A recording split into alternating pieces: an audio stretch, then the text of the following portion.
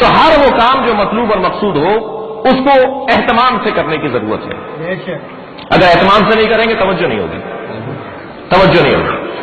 یہ جو ہزاروں من سونا ائمہ کے مزارات پر لگا ہوا ہے، یہ جو چاندی اور جواہرات اور سونا اور مختلف قیمتی چیزیں ائمہ کی قبروں پر اور ائمہ کی جالیوں پر اور گنبدوں پر اور میناروں پر لگے ہوئے ہیں، کہہ رہے صاحب اس کو توڑ دو، اس کو نکال دو، یتیموں کو دے دو، بیواؤں کو دے دو، یتیم بچیوں کی شادیاں کر دو.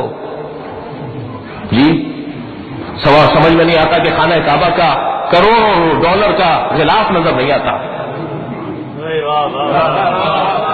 جو جواز اس کا ہے وہی جواز اس کا ہے. اس لیے کہ جو مراکز دینیہ ہوا کرتے ہیں انہیں شان سے ہونا چاہیے، انہیں اہتمام کے ساتھ ہونا چاہیے.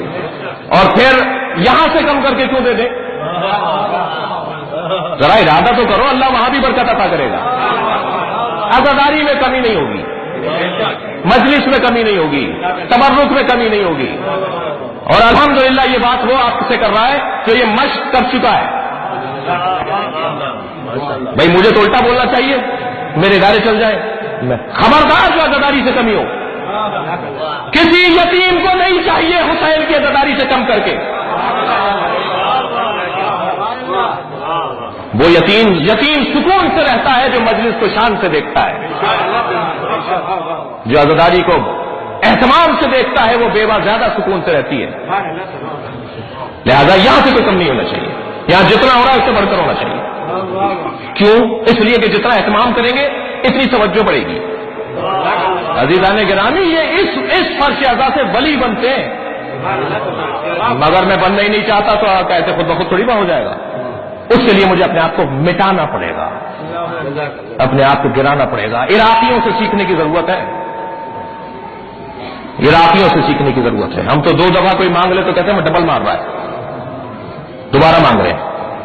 عراقی آپ دیکھیے نجف سے لے کے کربلا تک جو پیدل مشی ہوتی ہے، یا بصرے سے کربلا تک جو پیدل لوگ چلتے ہیں، رستے میں جو گھر پڑتے ہیں وہ ہاتھ جوڑ جوڑ کے کہتے ہیں کہ آ جاؤ پیر دبا دیں تمہارے، آ جاؤ کچھ ہمارے گھر کا کچھ کھا لو، بہت اچھا کھانا بنایا، گرم پانی کر کے رکھا ہوا ہے تمہارے لیے. امام حسین کے عزاداروں، امام حسین کے عزاداروں سے خاص پیار، یہ عشق، اس کو ترغیب دینے کی ضرورت ہے. اور اس راہ میں جو رکاوٹ آئے گی اسے ہم سب کو دور کرنے کی ضرورت ہے. دنیا اتنا کچھ رکھنے کے باوجود آپ کا کچھ نہیں بگاڑ پا رہی ہے. وہ کیا ہے؟ وہ یہ عزاداری کی روح ہے، یہ گریے کی آوازیں ہیں، یہ ماتم کی صدائیں ہیں، یہ نوحہ خوانی ہے، یہ سوز خوانی ہے، یہ عزاداری کی رسمیں ہیں. حضرت آیت اللہ خمینی فرماتے ہیں اپنی عزاداری کو سنتی انداز سے منعقد کرو. جب انقلاب اسلامی ایران کامیاب ہو گیا تو طرح طرح کی باتیں ہونے لگی کہ فلاں کی وجہ سے کامیاب ہوا، فلاں کی وجہ سے. تو حضرت آیت اللہ خمینی نے پہلا خطاب فرمایا خبردار یہ طرح طرح کی بولیاں مت بولو، انقلاب کامیاب ہوا ہے تو محرم اور سفر کی وجہ سے ہوا ہے. صلوات پڑھے محمد و آل محمد. برحمتك يا أرحم الراحمين وصلى الله على محمد وآله